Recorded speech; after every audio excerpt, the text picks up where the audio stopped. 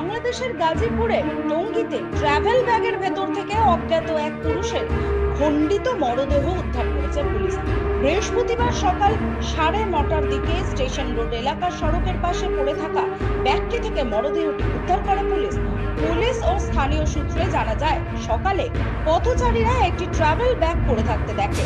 Bag থেকে দুর্গন্ধ ছড়ালে তারা পুলিশে খবর দেয়।